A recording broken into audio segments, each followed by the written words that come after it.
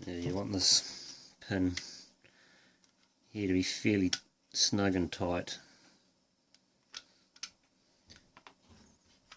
so when you add the rest of the pistol and you line up those holes,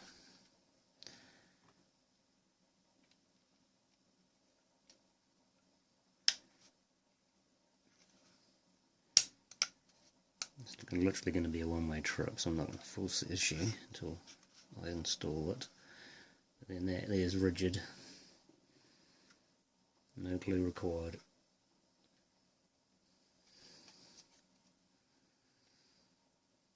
Now you can print the barrel, which will start from here and it'll run all the way to in front of the magazine. But I'm upgrading to a steel barrel, so I'm not going to print it and put one in if I'm just going to take it all out again. Take that off.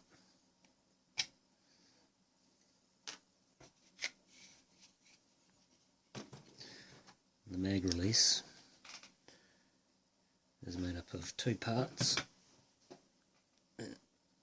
It's on one side with the spring glued in, and this is the cap that's actually, when done, it's going to be glued in place there. I use ABS, so it'll be all acetoned in position. And what's going to happen is, on this side, there'll be the button you can press to release the mag, and there's a hole on there which fits into the spring, and that's going to be fixed, and that's going to be pressed. If you press that, it's going to release the magazine. So slide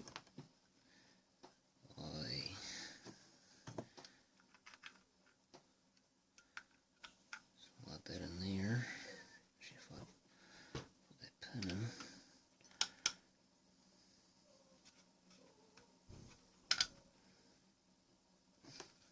Rigid. Alright. Let's sort of see the spring coming out. And that hole is going to be aligned with that spring. And that spring will be glued into that hole. Look down there, you can see it properly. That's the mag release. And the magazine has an indentation which fits the release part. So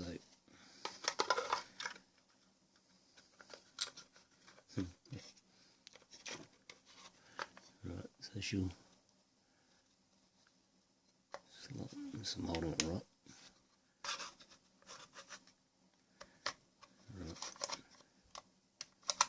Right, and it's locked in. If you push the magazine, it comes out. And you push it, it comes out. A bit fiddly, might need slight adjustments, but in the end you just got to make that spring the right distance away from the plug, because you only want a minimal movement, because that otherwise the end's going to stick too far out of the pistol grip.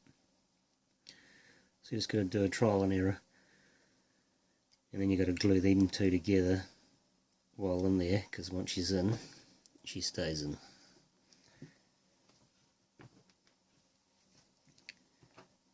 Alright, I think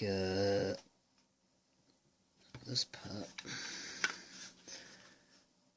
sits in the back, and if you're careful enough and you glue the back end of that plug, which actually comes out, because it's a separate piece. So it's all movable.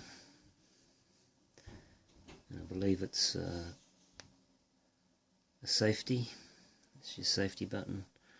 And that's your fire select. So you can either do single or thread burst shot. So here it's a Beretta. And if you're careful enough, you should be able to glue that pin in, and then these are movable, and if you sand the fire select enough when you got your receiver on, it should be able to clear the body of the receiver, which will have, I think it's 1 shot up, 3 shots down. So if you do your research, you'll be able to find out which way is which. Right, and the idea of taking all these parts off means you can sand it, it's nice and smooth, and you put your pieces back on, and it's going to look factory.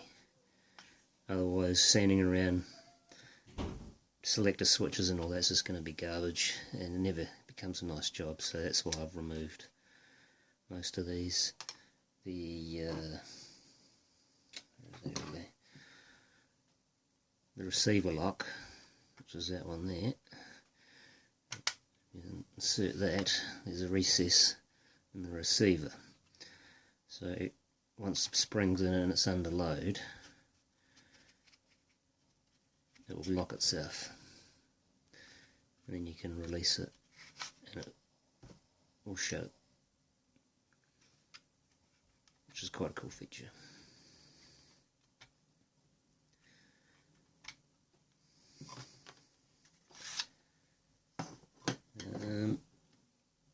I've made individual screw ends because you can replace those with real screws if you like, or paint these up, put them in separately. Again, you can sand the grips without having to worry about taking the detail out of your screws, and then put them in last, and they'll look like they're a separate piece. So easy peasy. Same as all the greeblies on this side. Attach them all on last, because the sand around them is a mere, so you don't have to worry about it. Cool.